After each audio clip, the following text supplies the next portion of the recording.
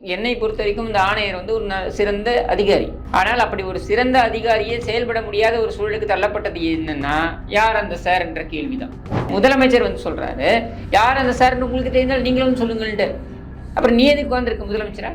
நீ எதுக்கு காவல்துறையை வச்சுட்டு நீ உட்காந்துருக்க முதலமைச்சரா? நாங்களே எல்லாம் எடுத்து கொடுக்கணும்னா நீ எதுக்கு? போ, பதவி விலகிட்டு போ. ஒரு நீதியரசர் அமர்வு பேசினதை வந்து நீ வந்து எதிர்கட்சிகள் கவனத்தில் எடுத்துக்கொள்ள வேண்டும் என்றால், இரண்டு நீதியரசர்கள் அமர்வு உன்னை காரி துப்பியதை நீ ஏன் கவனத்தில் எடுத்துக்கல? மானம் உள்ளவன் பதவி விலகி இருப்பான், உனக்கு அது கிடையாது. நீதிமன்றம் அதை ஸ்பெஷல் இன்வெஸ்டிகேட்டிவ் டீம் அப்படின்னு ஒன்று போட்டு 3-4 அதிகாரிகளையோ போட்டு, ஐபிஎஸ் அதிகாரிகள், பெண் அதிகாரிகளை போட்டு அவங்களை வைத்து இதை விசாரிக்க வேண்டும் என்று சொல்கிறது என்றால் உன் மீது நம்பிக்கை இல்லை என்று தானே பொருள். சம்பந்தப்பட்டவர்கள் யாராக இருந்தாலும் திமுக ஆட்சியில் நடவடிக்கை எடுக்கிறாங்கல்ல. அது எப்போ? உச்சநீதிமன்றம் உன் தலையில் ஓங்கி கூட்டியதுக்கு அப்புறம் நீ ஏன் நடவடிக்கை எடுத்தியா?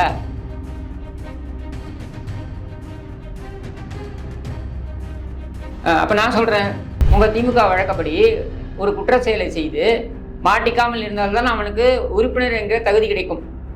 அவன் அதை மாட்டிக்கொண்டால் அவனுக்கு அந்த தகுதி கிடைக்காது. அப்போ அவன் இன்னும் கொஞ்சம் ப்ராக்டிஸ் பண்ணணும்.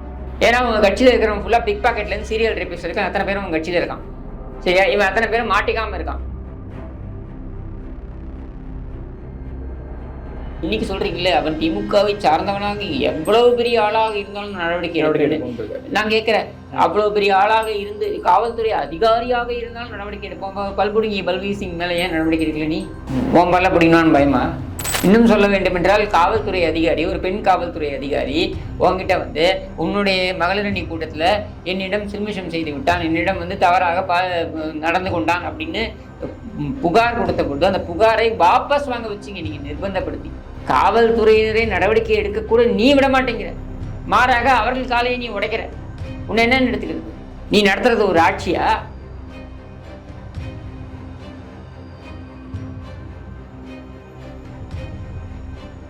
ஸ்பெக்ட்ரம் தமிழ் நேயர்கள் அனைவருக்கும் வணக்கம். இன்றைய சிறப்பு நேர்காணலில் நம்முடன் இருக்கிறார் அரசியல் விமர்சகர் திரு கிஷோர் கே சாமி அவர்கள். வணக்கம் சார். வணக்கம் சார். அண்ணா பல்கலைக்கழக மாணவி விவகாரம் தமிழகம் முழுக்க பரபரப்பாக பேசப்பட்ட விஷயம். நீங்களும் நிறைய காணொலிகள் பதிவிட்டு இருந்தீங்க. ஸோ அந்த யார் அந்த சார் அப்படிங்கிற கேள்வியை பிரதான எதிர்க்கட்சிகள் விட்டு அனைவருமே முன் வச்சிருந்தாங்க. ஸோ அதற்கு மு.க. ஸ்டாலின் அவர்கள் சட்டமன்றத்தை விளக்கம் கொடுத்திருந்தார். ஒரு 4 பக்கத்துக்கு விளக்கம் கொடுத்திருக்கிறாரு. இந்த விளக்கம் ஏற்புடையதா இருக்கா? அதாவது இந்த சௌந்தரராஜன் ஒரு காமெடியில் சொல்வார்ல, அதில் ஒன்றும் இல்லை கீழே போட்டுருன்னு, அது மாதிரி தான் அவருடைய விளக்கம் இருந்ததை நான் பார்க்குறேன். முதலமைச்சருடைய விளக்கம் என்பது நாம எதிர்பார்த்தது என்ன? ஏன்னா முதலமைச்சர் இது வரைக்கும் வாய் திறக்கல. நேற்று சட்டமன்றத்தில் தான் முதல் முறையாக வாய் திறந்தார். முதலமைச்சரோ அவருடைய மகனோ இவர்கள் இருவருமே வாய் திறக்கவில்லை. சரியா? நேற்று தான் பேசினார். பேசும் பொழுது நாம் எதிர்பார்த்தது ஒரு தெளிவான ஒரு விளக்கத்தை கொடுப்பார். அதாவது அரசாங்கம் இந்த விஷயத்துல சில இடங்களில் பல இடங்களில் உடனடி நடவடிக்கை எடுத்திருக்காங்களே. ஒரு 5 மணி நேரத்துல சம்பந்தப்பட்ட குற்றால கைது செஞ்சிருக்காங்க. இதற்கு மேல என்ன எதிர்பார்க்குறீங்க? நீங்க ஒரு விஷயத்தை புரிஞ்சுக்கணும். இந்த குற்றம் சாட்டப்பட்ட நபர் சம்பந்தப்பட்ட ஆதாரங்கள் 1 மணி நேரத்துல எல்லாம் வெளியில வந்துருச்சு. சரியா? இவர்கள் கைது செய்வதற்கு அந்த சமயமே பார்த்தீங்கன்னாக்க இதெல்லாம் வெளியில வந்துருச்சு. இது வெளியில வரப்போறதுன்னு தெரிஞ்சுதான் இவங்க துரிதப்படுத்துறாங்க கைது நடவடிக்கையை. நம்மளுடைய சந்தேகம் ஏன் எழுகிறது அப்படின்னா, நீங்க 5 மணி நேரத்திலயோ 4 மணி நேரத்திலயோ நீங்க ஏன் கைது நடவடிக்கையில் ஈடுபடுறீங்க அப்படின்னா, அந்த நபர் அந்த சார் என்கிற நபரை வெளிப்படுத்தி விடுவார் அப்படின்ற ஒரு அச்ச உணர்வினால் தான் நீங்க செஞ்சிருக்கீங்க அப்படின்ற சந்தேகம் நமக்கு வருது. சரியா? நம்முடைய கேள்வி, காவல்துறையை நம்ம சிறுமைப்படுத்தவே இல்லையே, காவல்துறையை நம்ம தவறும் சொல்லலையே. காவல்துறை துரிதமாக நடவடிக்கையை எடுத்திருக்கிறார்கள். ஆனால் காவல்துறை அந்த நடவடிக்கையை முழுமையாக எடுப்பதற்கு நீங்கள் தடையாக இருக்கிறீர்கள் அப்படின்றதான் குற்றச்சாட்டு. நம்முடைய கேள்வியோ விமர்சனமோ காவல்துறையை நோக்கி முதல்ல கிடையாது. முதல் தகவல் அறிக்கை என்பது கசிய விடப்பட்டது. சரியா? இது வந்து காவல்துறையை நோக்கி அந்த விமர்சனம் என்பது தொழில்நுட்ப கோளாறு அப்படின்னு. சரியா? நீங்க வந்து தொழில்நுட்ப கோளாறுன்னு சொல்றீங்க. இப்ப தொழில்நுட்ப கோளாறுன்னு நீங்க சொல்ல போறீங்கன்னாக்க, ஜூலை 1 பிஎன்எஸ் வந்துருச்சு. இது பாரதிய நியாய சமீட்சம் அப்படின்றது ஜூலை 1 வந்துருச்சு. அப்ப அன்னிலிருந்து இன்னைக்கு தொழில்நுட்ப கோளாறு இருக்கு. அந்த தொழில்நுட்ப கோளாறு அப்படின்றது இவங்க வந்து எல்லா விஷயத்துக்கும் சாக்கா சொல்லிட்டு இருக்காங்க. இன்னைக்கு கூட அப்பாவு பேசுறாரு சட்டமன்றத்தில். பார்த்தீங்கன்னாக்க இப்போ எதிர்கட்சியில வரிசையில் அதே வரிசையில் இருக்கக்கூடிய வேல்முருகன் எழுந்து பேசலாமா? ஏன்னா அவர் கூட்டணி கட்சியாக இருக்கிறார். அவர் எழுந்து பேசுறது அதே ரோல தான் இருக்காரு. அவர் எழுந்து பேசுறத ஒளிபரப்ப முடியுது. ஈஸ்வரன் கொங்கு ஈஸ்வரன் பேசுறாரு, அவர் எழுந்து பேசுறத ஒளிபரப்ப முடியுது. ஆனால் அதே ரோல கொஞ்சம் முன்னாடி இருக்கக்கூடிய எஸ்பி வேலுமணி எழுந்து பேசினாருனாக்க அது ஒளிபரப்பு துண்டிக்கப்படும். கேபி முனுசாமி பேசினாருன்னா அது ஒளிபரப்பு துண்டிக்கப்படும். ஏன் அப்படின்னா தொழில்நுட்ப கோளாறுன்றாங்க. தொழில்நுட்ப கோளாறு அப்படின்ற சாக்கை எல்லாவற்றுக்கும் கொடுக்குறாங்க. சரியா? இதை நீதிமன்றம் ஏற்றுக்கொள்ள போகிறதா இல்லையான்றது ஒரு பக்கம். உண்மையில் நீதிமன்றம் ஏற்றுக்கொள்ளவில்லை. இன்னும் சொல்ல வேண்டும் என்றால் ஆணையர் மீது நடவடிக்கை எடுக்க வேண்டும் அப்படின்னு நீதிமன்றம் கருத்து தெரிவித்திருக்கிறது.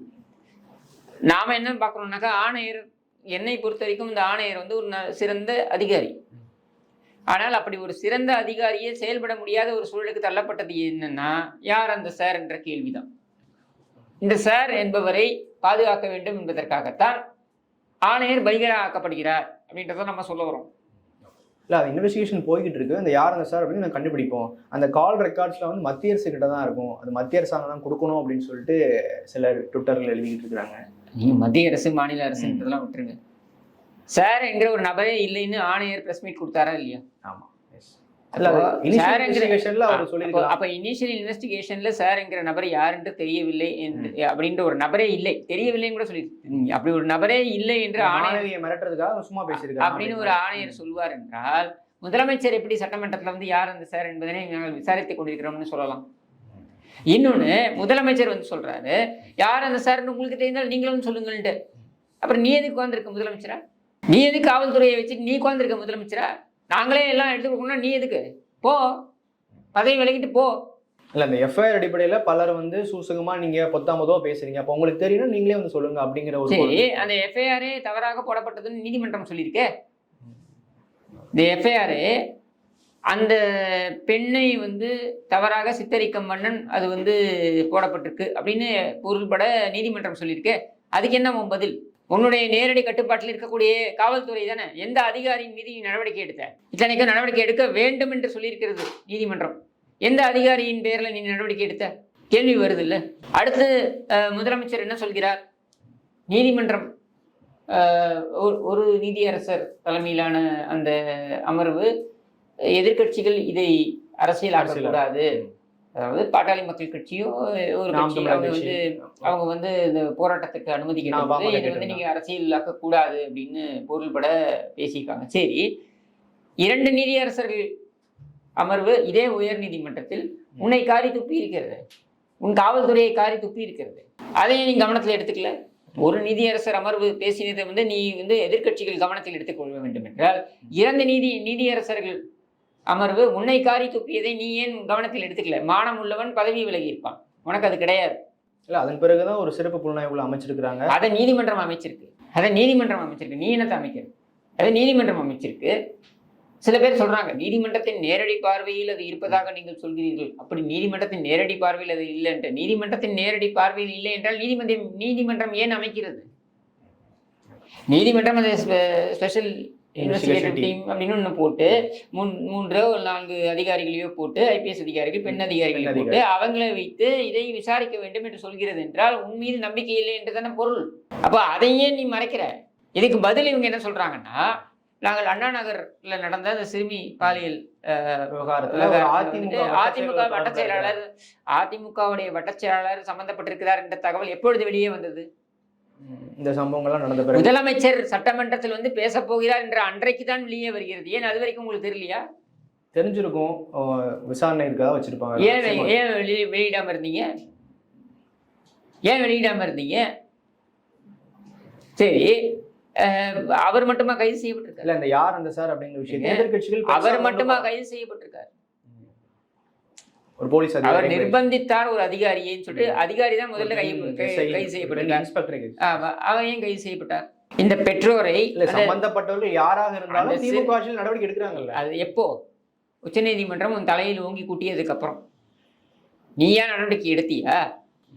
அதான் கேள்வி. நீ இன்ஃபேக்ட் உயர்நீதிமன்றம் சிபிஐ விசாரணை என்று சொன்னதுக்கு அப்புறம் நீ போன மேல்முறையீடு, எங்கள் அதிகாரிகள் செய்தது சரிதான் என்று பேசிதானே நீ போன.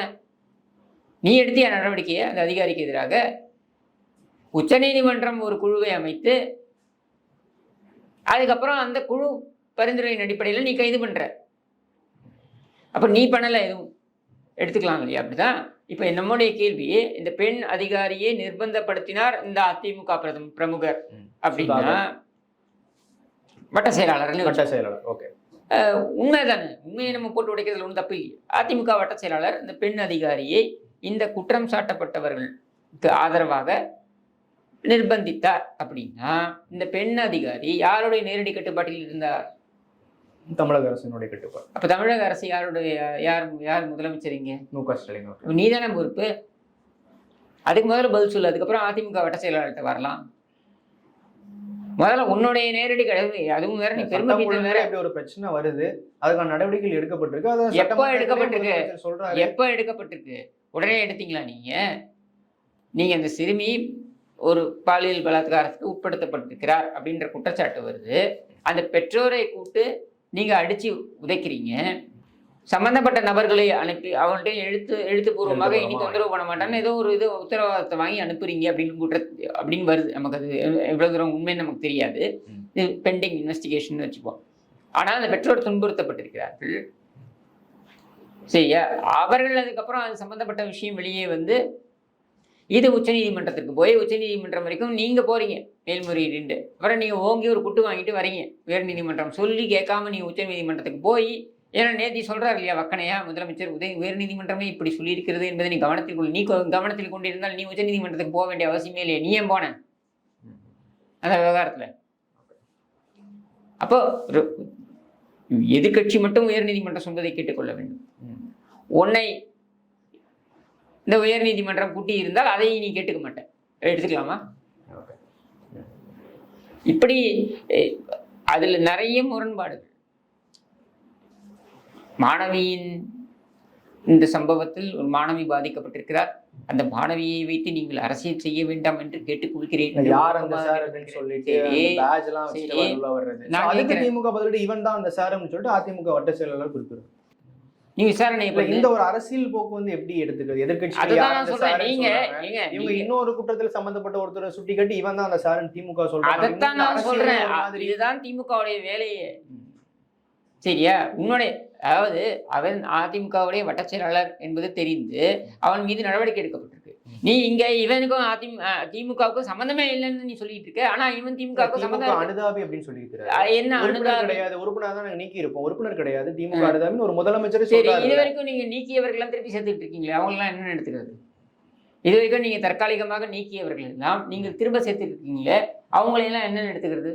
உதாரணத்திற்கு இங்க கனிமொழியுடைய அந்த மகளிர் அணி கூட்டத்தில் ஒரு காவல்துறை பெண் அதிகாரியிடம் சில்மிஷம் செய்த நபர்கள் அவன் மேல வழக்கு போட்டீங்கல்ல, இன்னைக்கு அவன் எங்க இருக்கான்? உங்க கட்சியில தான் இருக்கான். எப்படி திருப்பி எடுத்துக்கிட்டீங்க? எப்படி எடுத்துக்கிட்டீங்க? இதுல பாத்தீங்கன்னா அவர்கள் அனுதாபி, அவர் வந்து உறுப்பினர் கிடையாது. ஏன்னா கட்சிகள் ஒரு உண்மையற்ற விஷயத்த சொல்றாங்க. அதெல்லாம் ஒண்ணு இல்ல. என்ன முதல்ல நீங்க என்ன சொன்னீங்க? கோவி செழியன் என்ன சொன்னாரு? அவனுக்கும் திமுகவுக்கும் சம்பந்தமே இல்லைன்னு சொன்னார்ல. இப்ப எப்படி அனுதாபின்னு சொல்றீங்க? அனுதாபின்னா என்ன? உறுப்பினர்னா என்ன? மாட்டிக்கிறவன் அனுதாபி இல்ல, ஒரு கட்சிக்கு மாட்டிக்காதவன் உறுப்பினர். உங்க திமுக வழக்கப்படி ஒரு குற்ற செயலை செய்து மாட்டிக்காமல் இருந்தால்தான் அவனுக்கு உறுப்பினர் என்கிற தகுதி கிடைக்கும். அவன் அதை மாட்டிக்கொண்டால் அவனுக்கு அந்த தகுதி கிடைக்காது. அப்போ அவன் இன்னும் கொஞ்சம் ப்ராக்டிஸ் பண்ணணும். ஏன்னா உங்க கட்சியில இருக்கிறவன் ஃபுல்லா பிக் பாக்கெட்லேருந்து சீரியல் ரேபிஸ்ட் வரைக்கும் அத்தனை பேரும் உங்க கட்சியில இருக்கான். சரியா? இவன் அத்தனை பேரும் மாட்டிக்காம இருக்கான். இல்ல, எல்லா கட்சியிலுமே சமூகத்தில் இருக்கதான் செய்வாங்க. ஆனா இந்த கட்சியில எல்லா கட்சியிலுமே சமூக விரோதிகள் இருப்பார்கள், இல்லைன்னு நான் மறுக்கல. ஆனால் இந்த கட்சியில் திமுகவை பொறுத்த வரைக்கும் சமூக விரோதிகள் மிக சுதந்திரமாக உலா வரலாம் என்கிற ஒரு சூழல் இருக்கு. இது திமுகவுடைய டிஎன்ஏ. இதை நீங்க மறுக்க முடியுமா? பிரியாணி கடையிலேருந்து பஜ்ஜி கடையிலேருந்து சண்டை போடுறவங்கலாம் திமுக காரன் தானே. திமுக காரன் செய்யாத ஒரு குற்றச்செயலை எனக்கு காமிங்க. அதற்கு சாக்கு போக்குகளை இவர்கள் சொல்வார்கள். நம்முடைய கேள்வி இங்க என்ன? இவங்களை நோக்கி நீங்க ஆட்சியில உட்கார்ந்துருக்கீங்க, இந்த ஒரு சம்பவம் நடந்திருக்கு, உங்ககிட்ட எதிர்பார்த்தது என்ன? துரிதமான நடவடிக்கை அவன் திமுகவை சம்பந்தப்பட்ட சம்பந்தப்பட்டவனாக இருந்தாலும் நடவடிக்கை எடுப்பு. இன்னைக்கு சொல்றீங்களே அவன் திமுகவை சார்ந்தவனாக எவ்வளவு பெரிய ஆளாக இருந்தாலும் நடவடிக்கை எடுப்பேன். நான் கேட்கிறேன், அவ்வளவு பெரிய ஆளாக இருந்து காவல்துறை அதிகாரியாக இருந்தாலும் நடவடிக்கை எடுப்போம். பல்புடுங்கி பல்வீசிங் மேல ஏன் நடவடிக்கை எடுக்கல? நீ உன் பல்ல பிடிக்கணும்னு பயமா?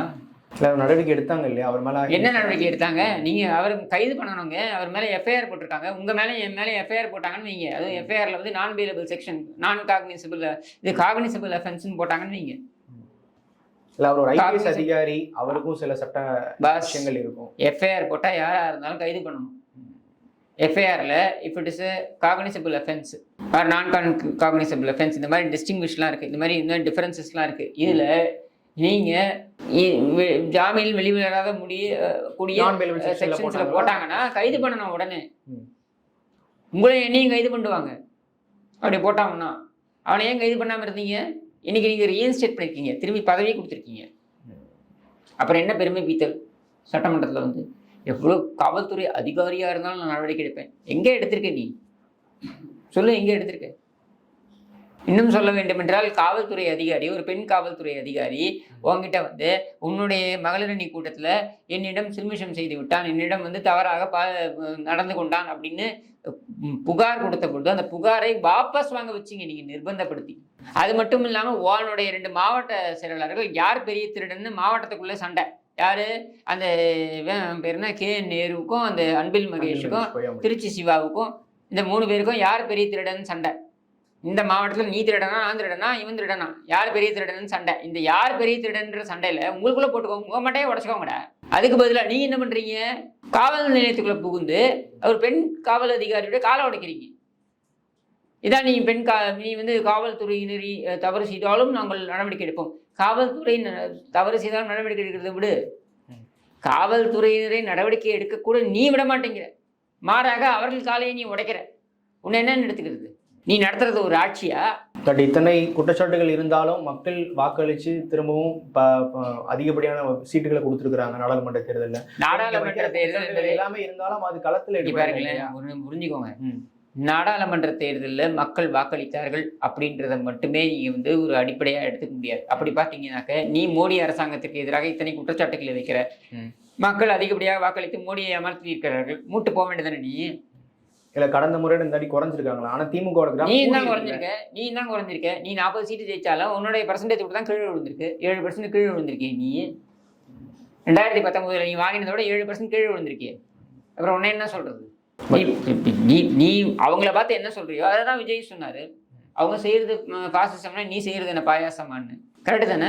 வர இருக்கின்ற சட்டமன்ற தேர்தலில் திமுகவினுடைய இந்த இலக்கு 200+ அப்படிங்கிறத இருமாப்போடு அவங்க சொல்லிக்கிட்டு வராங்க. ஸோ திமுகவினுடைய பேச்சாளர்கள் இப்போதே பார்த்தீங்கன்னா பல்வேறு மேடைகளில் கொஞ்சம் கூடுதலாக பேசுகிறாங்க அப்படின்னு எடுத்துக்கலாம்னு நினைக்கிறேன். சிவாஜி கிருஷ்ணமூர்த்தி அண்மையில் பேசும்போது எங்களுக்கு எதிராக கட்சி தரங்கிற எல்லாருமே ஒரு காலகட்டத்தில் எங்களோட கூட்டணி வச்சு எம்எல்ஏ எம்பி ஆயிடுறாங்க, கடைசி வரை திமுககாரன் இப்படியே இருக்கிறான் அப்படின்னு சொல்லியிருக்கிறாரு. அந்த விஷயத்த பார்த்தீங்களா? சிவாஜி கிருஷ்ணமூர்த்திக்கு நான் சொல்லக்கூடியது என்னன்னாக்க, நீ ஆரம்பம் முதல் திமுக காரனா இருக்கலாம், ஆனா என்னைக்கோ அதிமுக இருந்தவங்கலாம் கூட இன்னைக்கு வந்து உன்னை வச்சு கூட்டம் நடத்தி உனக்கு ஒரு 10,000 15,000 தூக்கி போட்டு போற அளவுக்கு அவன் வளர்ந்துட்டான். நீ இன்னமும் உட்கார்ந்துக்கிட்டே இங்க கூவிட்டு இருக்க. திமுக இருக்கு அப்படிங்கிறாரு. திமுக அப்படிதான் அப்படிங்கிறாரு. பெருமையா தான் பேசுறாரு.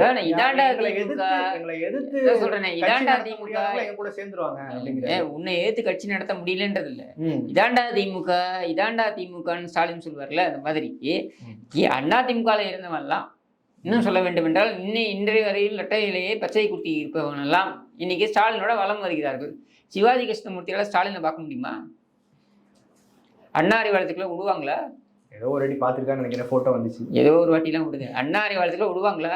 விட மாட்டாங்களா? அப்புறம் என்ன விடமாட்டாங்க. நீ காலத்துக்கு 200 ரூபாய் கொத்தடிமை தான். அவன் போயிட்டான்.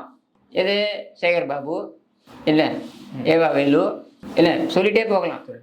முத்துசாமி, இப்படி இன்னைக்கு செந்தில் பாலாஜி, தங்க தமிழ்ச்செல்வன், செந்தில் பாலாஜி, தங்க தமிழ்ச்செல்வன், இப்படி நம்ம சொல்லிட்டு இவையெல்லாம் போயிட்டான். இவெல்லாம் எம்பி ஆயிட்டான். இவன் நீ இன்னமும் மேடையில் உட்காந்துக்கிட்டு அவனை லவடிக்கபால்ன்றது, இவனை லவடிக்கபால்ன்றது, அவனை திட்டுறது, இவனை திட்டுறது, இதான் நீ பண்ணிக்கிட்டு இருக்க. நீ காலத்துக்கு இதுதான் நீ உன்னோட கிரேட் அப்படின்னு அவனுக்கு முடிவு பண்ணிட்டானுங்க. சரியா?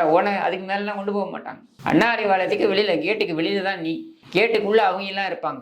சரியா? இதை இந்த உடன்பிறப்புகளான உளுத்தம்பருப்புகள் புரிந்து கொள்ள மாட்டார்கள். இவர்கள் வந்து ஆகச்சிறந்த கொத்தடிமைகள். இந்த கொத்தடிமைகள் இருக்கிற வரைக்கும் இந்த குடும்பம் செழிக்கும், வளம் பெறும். ஏன்னா இந்த கருணாநிதியுடைய இந்த பறந்து விரிந்த ஆக்டோபஸ் குடும்பம் என்பது ஸ்டாலினுடைய குடும்பமாக இன்றைக்கு மாறி அவர்கள் கைக்கு இந்த கட்சி சென்று அவர்கள் வந்து வளம் பெற்று கொண்டே இருப்பார்கள். நீ காலத்துக்கும் வெளியில் வந்துட்டு கூவிட்டே இருக்க வேண்டியதுதான். இந்த மதுரை டங்ஸ்டன் விவகாரம் பூதாகரமா வெடிச்சிருக்குன்னு நினைக்கிறேன். என்னன்னு தெரியல, திடீர்னு ஒரு 2 நாளுக்கு முன்னாடி ஒரு போராட்டம் மேலூர்ல பெருமளவு மக்கள் கூடியிருந்தாங்க. சட்டமன்றத்துல முதலமைச்சர் அவர்களே தெரிவிச்சிட்டாரு, நான் இருக்கும் வரையில் அந்த டங்ஷன்ல அந்த மதுரையில அந்த டங்ஷன் நிலக்கரி நீ என்ன இருக்கும் வரையில் நீ இருந்தா என்ன இல்லைன்னா என்ன நீ என்ன ஒரு உத்தரவாதத்தை கொடுத்திருக்காரு.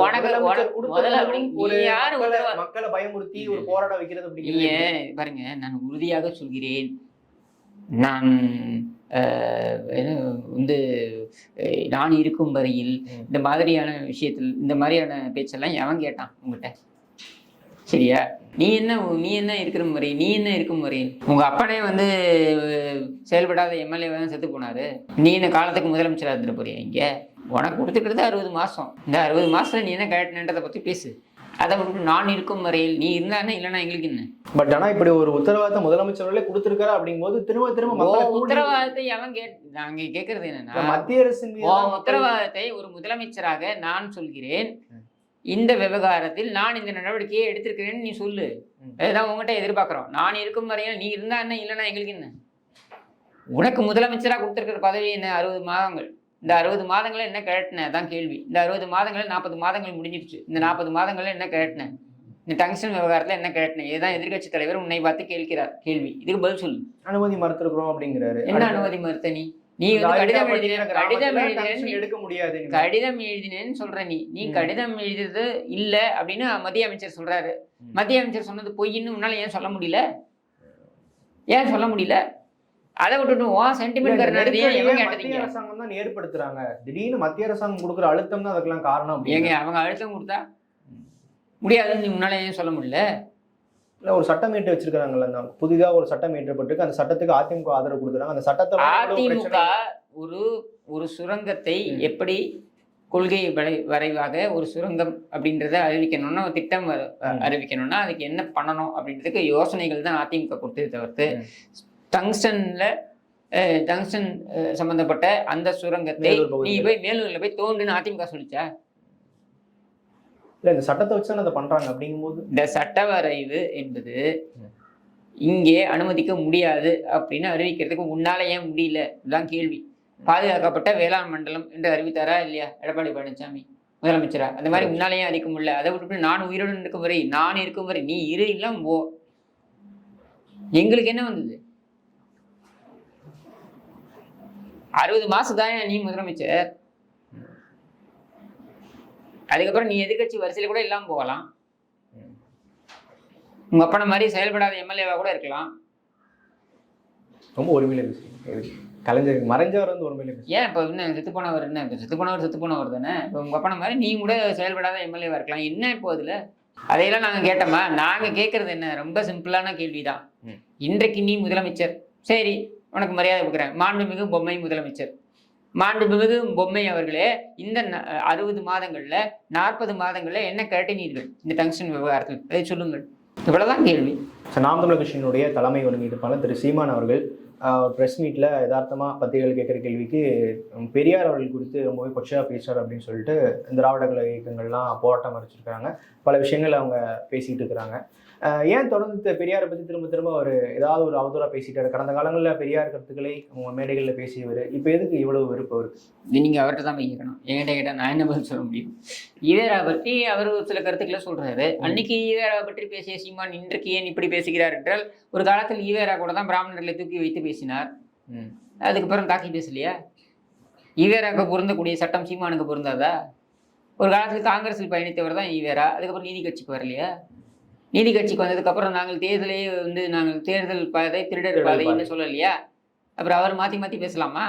அவர் பேசுறது ஏற்றுக்கலையா? நீங்கள் சீமான் பேசுறது மட்டும் தான் உங்களுக்கு மாற்றி தெரியுதா? இந்த ஒரு விஷயம், அந்த தாயோடு உணர்வு கொள்ளுங்க, அந்த சொல்லாத ஒரு விஷயத்த சொல்லி அவர் சொன்னாரா இல்லையா கொச்சப்படுத்துறீங்க? அவர் சொன்னாரா இல்லையா அப்படின்றது நம்முடைய கேள்வி. அவர் சொன்னாரா இல்லையான்றது எப்படி தெரிய வரும்? அவர் சொன்னது அத்தனையும் நீ பொது உடைமையாக்கு. நாட்டுடைமையாக்கு. நீ மட்டும் வச்சுக்கிட்டு நீ மட்டும் உனக்கு தேவைப்படும் போதெல்லாம் ரிலீஸ் பண்ணுவேன்ற மாதிரி ரிலீஸ் பண்ணிட்டு அவர் சொல்லவே இல்லை. அவர் சொல்லவே இல்லைன்னா அவர் சொன்னாரா இல்லையான்ற இது எப்போ வரும்? அம்பேத்கர் பேசியது நாட்டுடைமையாக்கப்பட்டிருக்கு, காந்தி பேசியது நாட்டுடைமையாக்கப்பட்டிருக்கு, நேரு பேசியது நாட்டுடைமையாக்கப்பட்டிருக்கு, சமகாலத்தில் வாழ்ந்த ஈவேராவுடைய நாட்டுடைமையாக்கு யார் வேண்டாம்னது? பாரதியார் உடைய கவிதைகள் அத்தனையும் அவங்க காப்பிரைட் கேட்கலாம். இன்னைக்கு நிறைய பேர் காப்பிரைட் கேட்கறாங்க. அந்த மாதிரி எதுவுமே இந்த குடும்பம் கேட்கல. இப்பவே இப்படி பேசுறாங்க. நாட்டுடைமையாக்குனா அவங்க விஷயத்துக்கு ஒரு புக் எழுதி இவர் இப்படி பேசுவாங்க அப்படி பேசுவாங்க சொல்லிட மாட்டாங்களா? ஏன் அப்புறம் என்ன உங்களுக்கு பயம்? உனக்கு என்ன அவ்வளோ பயம்? அப்போ அந்த அளவுக்கு எழுதி வச்சிருக்காரு அவரு. இது இது என்ன மாதிரி லாஜிக்? நாட்டுடைமையாக்கி விட்டால் அவரை பற்றி தவறாக பேசுவார்கள். அப்போ தவறாக இருக்கிறது ஒத்துக்கிறீங்க. இதுக்கப்புறம் எல்லாத்தையும் வெளியிட்டோம்னா அதைதாங்க இப்பவே பேசுறாங்கன்னா, இப்ப பேசுறவங்களோட வாயை அடைக்கிறதுக்கு நீ நாட்டுடைமையாக்குன்னு சொன்னா, இப்பவே பேசுறாங்க நாட்டுடைமையாக்கிட்ட இன்னும் நிறைய பேச மாட்டாங்களா அப்படின்னா அப்ப அவ்வளவு விஷயம் உள்ள இருக்குன்றது அர்த்தம் இல்லையா? நேற்று செத்து போன கருணாநிதியுடைய மனைவிகள்கிட்ட போயிட்டு அனுமதி வாங்கி நாட்டுடைமையாக்குறீங்க. என்னைக்கோ செத்து போன ஈவேராவோட வாங்க முடியாது அவங்களால. நாட்டுடைமையாக்கப்பட்ட அந்த பிரச்சனை எல்லாம் முடிஞ்சிருக்கீங்களா? அந்த ஒரு பெரியாருடைய பேச்சு நீங்க ஆக்குங்க, அதுக்கப்புறம் பார்ப்போம். ஏன் ஈவேரா என்ன விமர்சனத்துக்கே கொண்டு வரக்கூடாத ஒரு நபரா? ஒரு என்ன வானத்திலும் குதித்தவரா? இல்ல அவருடைய கூற்றுப்படியே போற போக்குல விமர்சிக்கிறது எப்படி எடுத்துக்கிறது? ஒரு ஒரு ஆதாரபூர்வமா விமர்சிக்கலாம். எந்த ஒரு ஆதாரமும் நீங்க மேம்போக்கா இங்க யாரும் விமர்சிக்கல. சீமான் ஒரு கருத்தை சொல்கிறார். சீமானுடைய கருத்து உண்மையா பொய்யான்ற விவாதத்துக்குள்ளேயே நான் போல. நீ முதல்ல நாட்டுடைமையாக்கு. ஏன்னா நீங்க ஃபேக்ட் செக்கர்னு கொண்டு வரீங்க. என்னது ஃபேக்ட் செக்கர் அப்படின்னா 1953 ஈவேரா இப்படி சொல்லவே இல்லை. சரி, அந்த தேதியில் ஈவேரா இப்படி சொல்லவில்லை, அதற்கு முன்னரும் அதற்கு பின்னரும் அப்படி சொல்லவில்லை, உன்னால ஏன் சொல்ல முடியல? அப்ப அந்த 53ன்ற தேதியை நீங்களா உலா விட்டு நீங்களா அது வந்து ஃபேக்ட் செக் பண்ணி நீங்களா அது இல்லைன்றதை 2021 தான் பண்றீங்க. இப்ப 21 வரைக்கும் நீங்க வந்து அதை மறுக்கல. 21 தான் நீங்க சொல்றீங்க. நான் கேட்கிறேன், இந்த குழப்பத்திற்கெல்லாம் முடிவு எப்போ வரும்? நாட்டுடைமையாக்குங்க. சிம்பிள். சீமான் சொன்னது உண்மைன்னு நான் சொல்ல போறதில்ல, சீமான் சொன்னது பொய்ன்னு நான் சொல்ல போறதில்ல. நீ நாட்டுடைமையாக்கு, அப்புறம் பேசு. இல்ல, ஒரு மிகப்பெரிய தலைவரை, ஒரு பிம்பமா வைக்கப்படுறவரை தொடர்ந்து நாம் தமிழர் கட்சி மேடைகள்லயும் இரண்டாம் கட்ட தலைவர்களும் அவதூறு பரப்பிக்கிட்டே இருக்கிறாங்க. எத்தனையோ மிகப்பெரிய தலைவர்களை பற்றி இவர்கள் பேசி இருக்கிறார்கள். இந்த திமுகவினர் பேசாத பேச்சா? காமராஜரை பற்றி பேசாத பேச்சா? காமராஜர் மிகப்பெரிய தலைவர் இல்லையா? ராஜாஜியை பற்றி பேசாத பேச்சா? ராஜாஜி மிகப்பெரிய தலைவர் இல்லையா? அண்ணாதுரை அவர்களை பற்றி திமுகவினர் பேசாத பேச்சா? அவர் பேரறிஞர் இல்லையா? இப்ப இவங்களை பத்தி இவ்வளவு பெரிய தலைவர்களை பற்றி எல்லாம் இவர்கள் பேசலாம், அவர்களை பற்றி நம்ம பேசக்கூடாதா? சரி, இதுக்கெல்லாம் முற்றுப்புள்ளி வையுங்கள். எல்லாத்தையும் பொது உடைமையாக்குங்க, நாட்டுடைமையாக்குங்க. என்ன பேசினார் என்ன பேசலன்ற தெரிய வந்துடும் இல்லையா? அவர் என்ன பேசினார்ன்றத நீ உங்க கைக்குள்ளேயே வச்சுக்கிட்டு அதை அவர் பேசலன்னா வெளியில காமி. ஏன் நீ வச்சுக்கிட்டு இருக்க? தொடர்ந்து பேசுவோம். பல்வேறு தலைவர்